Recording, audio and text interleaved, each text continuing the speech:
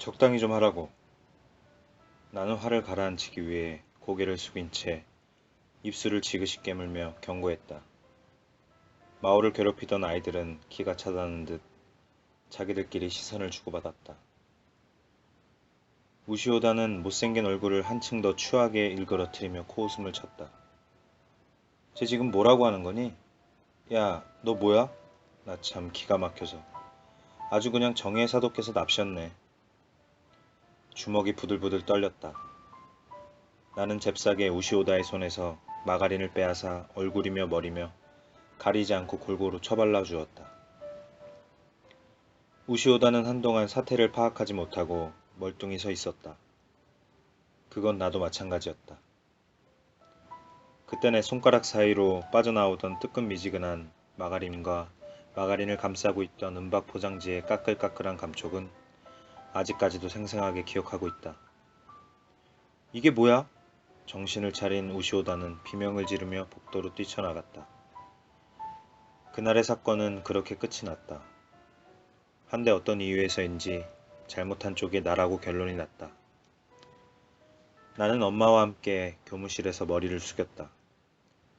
교장실에서도 머리를 숙이고 우시오다의 집 현관 앞에서도 머리를 숙였다. 불합리한 처사였다. 어른들에게 사실을 말하고 싶었지만 창백한 얼굴로 연신 머리를 조아리는 엄마의 모습을 보고는 아무 말도 하지 못했다. 너무 염려하지 마세요. 뭐 사춘기 때는 왕왕 있는 일입니다. 앞으로 제가 오쿠다 고스케군을 주의 깊게 지켜보겠습니다. 담임 선생님이 엄마를 진정시켰다. 짐작컨대 담임 선생님은 내막을 알고 있었을 것이다. 왜냐하면 교실에는 머리가 번질거리는 마오가 있었으니까. 그때는 선생님이 원망스러웠다. 지금은 그 마음이 조금 이해가 간다. 굳이 일을 크게 만들고 싶지 않았으리라. 선생님은 마가린 사건을 반 전체가 관여한 왕따 문제가 아니라 한 학생의 난동으로 처리하는 편이 낫다고 판단했을 것이다. 하여간 그날을 계기로 나는 아이들한테 문제아로 찍혔다. 아이들은 나를 고스케라고 부르지 않고 오쿠다라고 부르기 시작했다. 이름이 아닌 성을 부름으로써 나에 대한 거리감을 표현한 것이다. 당시 나를 고스케라고 부르는 사람은 마오뿐이었다. 학교에서 나는 화가 나면 무슨 짓을 저지를지 모르는 위험인물로 낙인 찍혔고 머지않아 학교 전체가 나를 경계하기 시작했다. 가깝게 지내던 친구들조차 멀어져 갔다. 친구들은 나처럼 전철이나 기차를 좋아해서 틈만 나면 내 자리로 몰려와 도호쿠 조에스 신칸센 이원 시리즈의 최신 동향에 대해 조잘조잘 떠들어대곤 했다. 그러던 녀석들이 마가린 사건 이후 나를 떨떠름하게 대했다. 가족들의 태도도 달라졌다. 특히 엄마는 식사 때마다 밥상에 정어리 반찬을 올렸다. 정어리를 통째로 말려 쪄낸 요리가 화내는 아이에게 좋다나 뭐라나. 분노를 조절하지 못하는 아이에게는 칼슘이 좋다는 얘기를 어디선가 들은 모양이었다. 그 탓에 나는 한동안 질리도록 정어리 반찬을 먹어야 했다. 그리고 얼마 후 마오에 관한 기묘한 소문이 들려왔다. 어느덧 나와 마오는 사적인 소식을 주고받는 사이로 발전했다. 라라오로르의 B1 사이즈 포스터가 역군회에 게시되었을 즈음 우리의 메일에는 상투적인 날씨 인사나 사무적인 표현이 사라졌다. 전화통화에서도 업무와 관련 없는 이야기가 점점 늘어나고 통화하는 시간대도 낮에서 밤으로 바뀌어 갔다. 어디서 누구를 만나는지는 몰라도 만약 상대가 우리 고객이라면 무슨 일이 있어도 절대로 기분을 상하게 해선 안 되네. 마오를 만난다고 입도 뻥끗 안 했는데 다나카 씨가 나에게 신신당부를 했다. 역시 눈치 백단이다. 나는 오후 7시가 조금 지나자 재킷을 걸쳐 입고 퇴근했다. 니시 신주쿠에 있는 회사를 나와 곧장 야마노테 선에 올라타 시부야로 향했다. 요요기역과 하라주쿠역을 지나는 동안 구두 속에 든 발이 근질근질해서 내내 불편했다. 이건 그냥 발이 간지러운 게 아니라 긴장하고 있다는 증거였다. 단지 마오를 만나러 가는 것뿐인데 이렇게까지 긴장을 하다니.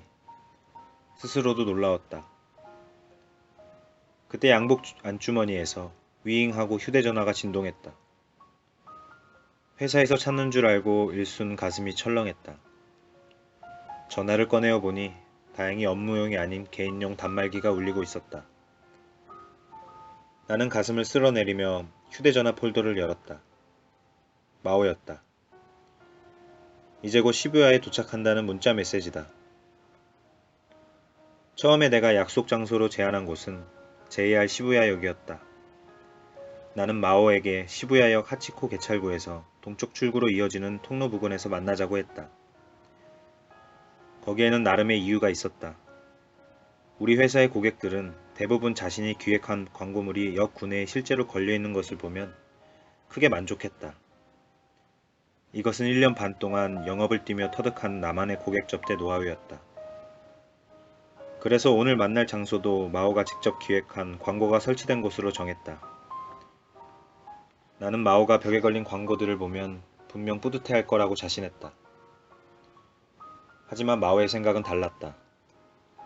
마오는 라라로르의 다른 관계자가 관계를 보러 올 가능성이 있으니 조심해야 한다며 장소를 바꾸자고 했다. 회사 측에서 퇴근 후에 사생활까지 간섭할 리는 없겠지만 어쨌거나 거래처 직원과 사적으로 만나는 장면을 들켜서 좋을 것도 없었다. 그런 사소한 부분까지 꼼꼼히 챙기는 모습을 보니 새삼 마오가 어른스러워졌다는 생각이 들었다. 그에 비하면 이 말단 사원은 아직도 갈 길이 구만리다. 나는 역에서 나오자마자 인파에 휩쓸려 센터가의 거리로 향했다. 기분 좋은 초가을 바람이 스크램블 교차점을 휘감아 돈다. 그러나 그 바람에 실려온 시끌벅적한 소음이며 주변의 화려한 조명이며 사람들이 내뿜은 훈김에는 아직 여름이 드리워져 있었다. 약속 장소인 대형 레코드점에 도착했다. 5층 클래식 코너에 들어서자 저만치 떨어진 곳에 마오가 보였다. 음악 감상을 위해 빛이 된 헤드폰을 쓰고 있어서인지 마오는 내가 다가서는 것도 눈치채지 못했다. 음악에 귀를 기울인 옆모습에서 지성미와 안정감이 느껴졌다. 10년 전엔 상상도 못했던 분위기였다. 마오가 저렇게 세련된 여성이었다니. 약속 장소가 클래식 음악이 흐르는 곳이라 그런가? 아니면 머리에 헤드폰을 쓰고 있어서? 여하튼 마오는 예전과 사뭇 달라 보였다. 나는 조금 떨어진 곳에서 잠시 마오를 지켜보았다. 옛날에는 체구가 작아서 꼬마로밖에 안 보였는데 어느새 성숙미를 물씬 풍기는 어엿한 아가씨가 되었다. 아름다워졌구나 마오. 어째서 나는 지난 10년 동안 그녀의 곁에 있지 못했던 걸까? 속으로 땅을 치며 후회했다. 아, 왔구나. 여기야. 나를 발견한 마오가 헤드폰을 머리에 쓴 채로 손을 흔들었다.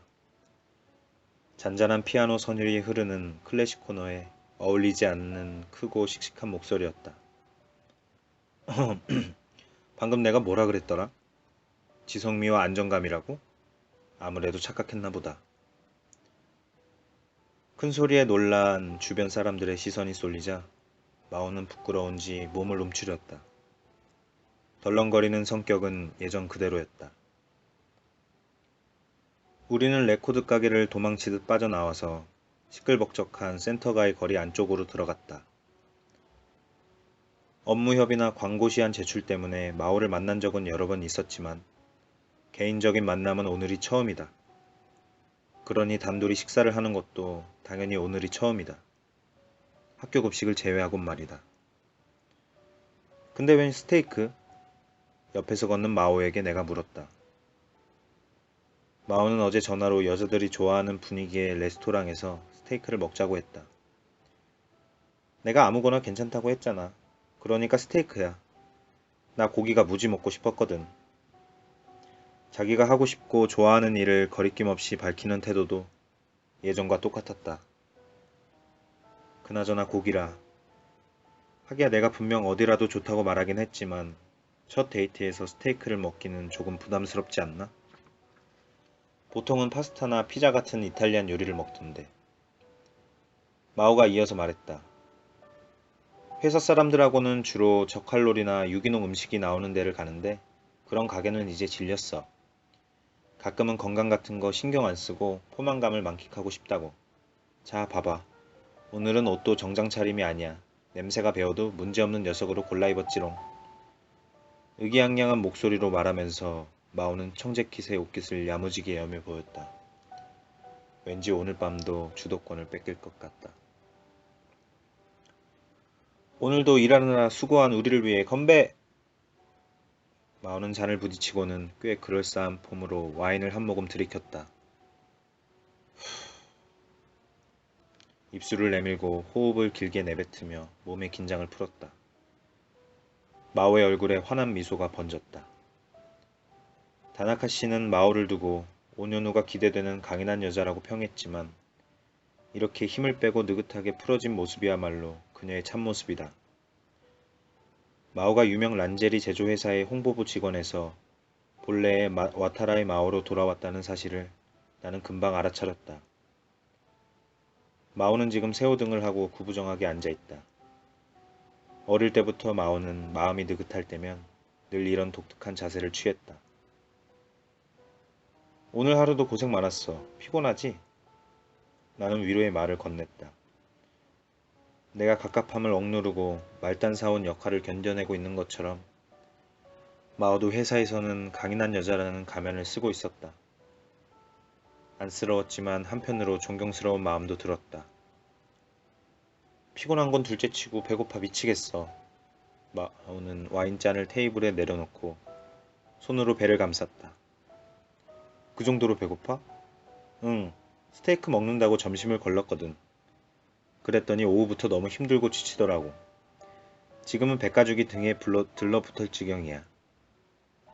그럼 그렇지. 잠시나마 존경스럽다고 생각한 내가 바보다.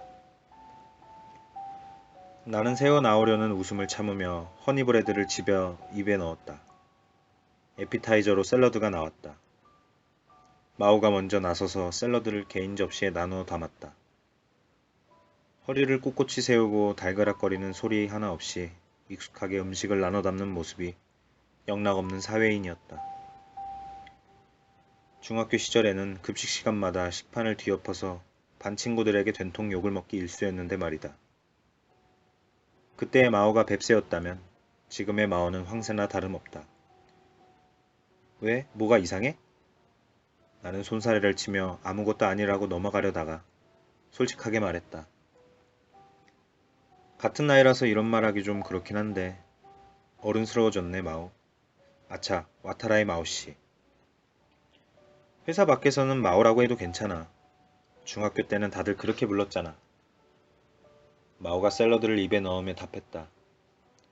그런데 어째 말투가 썩 유쾌하지 않았다. 중학생 때 우리 반 남학생들은 여학생들을 모두 성으로 불렀다. 유독 마오만 와타라이가 아니라 마오라고 이름을 불렀다. 아이들은 마오만을 성이 아닌 이름으로 부름으로써 마오를 업신여기는 속내를 거침없이 드러냈고 또 마오야? 라든가 이게 다 마오 탓이야 라는 말을 입에 달고 살았다. 잊으려야 잊기 힘든 가시돋친 말들이었다. 그렇게 부르는 말투에 경멸이 담겨 있다는 사실을 마오도 알고 있었다. 앗, 미안. 괜한 말을 해서 떠올리고 싶지 않은 추억을 떠올리게 하다니. 나는 황급히 사과했다. 아니야, 신경 쓰지 말고 그냥 편하게 불러. 성을 붙여 부르면 괜히 더 어색하고 근질거리기만 하더라. 일로 만난 것도 아닌데 서로 편하게 부르자. 알았지, 고스케? 고스케? 마오가 10년 만에 처음으로 내 이름을 불렀다. 다시 만난 이후로 마오는 늘 성을 붙여서 나를 불렀다. 당황한 나머지 포크를 쥔 손에 힘이 지나치게 들어갔다. 그대로 샐러드를 찌르자 포크가 샐러드를 꿰뚫고 접시에 부딪히고 말았다. 찰그랑 소리가 났다. 내 모습을 지켜보던 마오가 벼랑간 깔깔거렸다. 보기 좋게 한 방 먹였다는 표정이었다. 중학교 때 마오는 누구에게나 다 마오라고 불렸지만 나는 오직 한 사람에게만 고스케라고 불렸다. 그 마가린 사건 이후로 말이다. 그때는 그게 싫어서 마오가 나를 고스케라고 부를 때마다 성으로 불러! 라고 신경질을 부리곤 했다.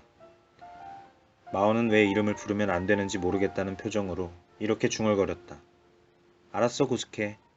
그러면 나는 속으로 대체 뭘 알긴 뭘 한다는 거야? 라며 투덜거렸다. 그 시절 우리는 항상 같이 있었지만 사귀었던 것은 아니었다. 마오는 내가 아무리 냉정하게 굴어도 곁에서 떨어질 줄을 몰랐다. 무진장에 있었어. 마오가 느닷없이 그렇게 말했다. 나는 움찔했다. 순간적으로 우리 회사가 제출한 광고 게시 비용 보고서에 문제가 있어서 애를 먹었다는 소리인 줄 알았다. 다행히 그런 의미는 아니었다. 아까 내가 어른스러워졌다고 한 말에 대한 대답이었다. 공부 말이야. 물론 공부는 중학교 때도 했지만 고등학교에 들어가면서부터는 진짜 악착같이 매달렸어. 매일 꼬박꼬박 4~5시간씩은 더 했을 거야. 그 덕에 고등학교 1학년이 끝날 무렵에는 전교 1등도 했지. 와, 대단하다. 에이, 별거 아니야. 그리 수준 높은 학교가 아니었거든. 마오가 진학한 학교는 가마가야에서 전철로 15분 정도 떨어진 현립고등학교였다. 중하위권 수준의 학생들이 많이 가는 학교이긴 했지만 우리가 처음 만났을 때를 돌이켜보면 마오가 고등학교에 진학한 것만으로도 기적이나 마찬가지다. 학업 부진 아이긴 했어도 마오는 그 누구보다 성실하게 수업을 들었다. 주위에서 아무리 머리가 나쁘다고 비웃어도 선생님이 판서한 내용을 부지런히 따라 적었다. 간혹 수업이 끝나도 필기를 마치지 못하는 경우가 있었는데 그럴 때면 어김없이 방해꾼들이 나타났다. 아이들은 분필 자국 하나 남기지 않고 깨끗하게 칠판을 지워 마오를 골탕 먹였다. 그러면 마오는 내게 와서 고스케, 공책 좀 빌려줄래? 하고 부탁했다. 마오를 괴롭히던 반 아이들은 멀찍이서 우리를 향해 손가락질하며 희죽거렸다. 양복을 입고 회사에 다니는 지금까지도 나는 그 애들의 눈빛을 잊지 못한다. 마오의 노력은 보란듯이 결실을 거두었다. 비록 내가 어떠한 도움을 주지는 못했으나 어쩐지 보답이라도 받은 것처럼 마음이 뿌듯했다. 마오는 계속 말했다. 학교라는 사회에서는 공부를 잘하는 게 최고의 무기더라. 덕분에 고등학교에서는 따돌림도 안 당했고 오히려 친구들도 많이 생겼어. 그럼 학교 생활이 꽤 즐거웠겠구나. 응, 좋았어. 마오는 한 박자 틈을 두고 이어 말했다. 하지만 이 말을 맞대고 열심히 분수의 나눗셈을 가르쳐준 친구는 없었어. 나는 어떤 반응을 보여야 할지 몰라서 멀리 시선을 돌렸다. 벽에 부메랑이 걸려 있었다. 스포트라이트를 받아 반짝이는 부메랑을 바라보며 적당한 말을 골라봤지만 좀처럼 떠오르지 않았다. 때마침 주문한 스테이크가 나왔다. 와, 마오가 내지른 외마디 탄성이 침묵을 깼다. 마오는 어린아이처럼 초롱초롱한 눈빛으로 접시 위에 놓인 고기 덩어리를 응시했다. 저거다. 바로 저것이 마오의 본 모습이다. 마오는 선생님께 꾸지람을 듣는 와중에도 눈앞에 나타난 나비 한 마리에 온통 정신이 팔려 나비가 날아가는 대로 시선이 따라가는 아이였다. 나는 마오의 그런 꾸밈없는 태도가 좋았다. 그래도 마오를 대할 때면 조금 긴장을 했다. 마오는 언제 어디서 돌발 행동을 할지 모르는 사고뭉치였으니까. 마오는 스테이크에 온 정신을 빼앗긴 듯 했다. 적절한 말이 떠오르지 않아 곤란하던 차에 다행이다 싶으면서도 어쩐지 더 깊은 대화를 나눌 소중한 기회를 놓쳐버린 것 같아 아쉽기도 했다. 고기는 알맞게 익어 씹히는 맛이 좋았지만 양이 지나치게 많았다. 공복이라는 이유로 겁도 없이 가장 큰 사이즈인 280g짜리를 주문한 게 실수였다. 사이드 메뉴로 나온 머쉬룸 포테이토나 데친 채소도 양이 상당했다. 거기다 에피타이저로 나왔던 샐러드와 메뉴판을 보고 무심코 추가한 허니 브레드까지 더하면 이건 사람이 아니라 코끼리 식사라고 해야 할 판이었다. 갖가지 음식들이 몽땅 뒤섞이면서 위가 빵빵하게 부풀어 올랐다. 아, 그냥 마오가 따라하는 작은 사이즈를 주문할걸. 그나저나 이게 무슨 이야기를 한담. 중학교 때 이야기를 파고 들어야 하나? 아니면 첫 데이트인 만큼 심각한 이야기는 피해야 좋을까? 나는 잠시 망설였다. 가게 안에는 클래식 음악이 흐르고 있었다. 감미로운 선율이 오른쪽 귀로 들어와 왼쪽 귀로 빠져나갔다. 이대로 잠자코 있기도 뭐해서 배경음악을 주제로 이야기를 꺼내볼까 했지만 안타깝게도 공명을 몰랐다. 그런데 다행히 마오가 먼저 말을 꺼냈다. 마오는 볼이 미어져라 스테이크를 씹으며 말했다. 이제 고스케라고 불러도 괜찮지? 고스케는 어땠어? 전학간 후에 말이야. 나? 나는 내세울 것 하나 없는 평범한 삶을 살았다. 중학교 3학년 여름에 연마을 마스도에 있는 중학교로 전학하여 이듬해에 보통 수준의 현립고등학교에 입학했고 3년 뒤 졸업했다. 그 후 1년 재수를 해서 다마대학교에 입학했다. 어느 정도만 노력하면 누구나 들어갈 수 있을 만큼 입학 문턱이 낮은 대학이었다.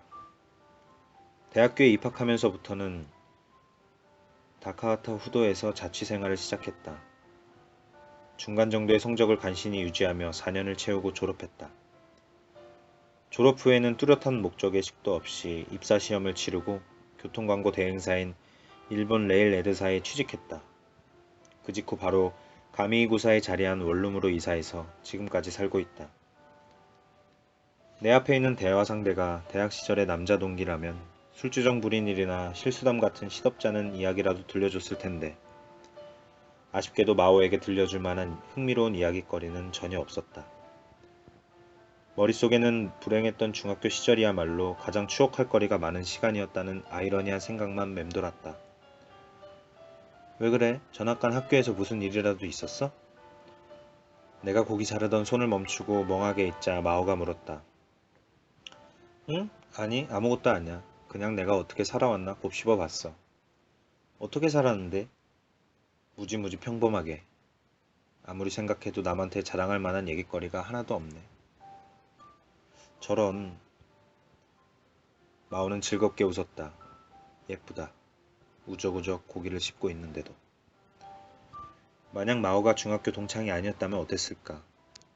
지금처럼 자연스럽게 테이블을 사이에 두고 마주 앉아 웃는 일이 가당키나 했을까? 아마 나는 말 한마디 붙이지 못했을 것이다. 대화는커녕 이런 식사 자리를 꿈도 꾸지 못했으리라. 우리가 회의실에서 재회한 그날 이후 나는 마오와 데이트 약속을 잡으려고 호시탐탐 기회를 엿보았다. 나는 마오를 동료나 친구가 아닌 더 깊은 사이로 만나고 싶었다. 지금 이 자리는 결코 하루아침에 만들어진 자리가 아니었다.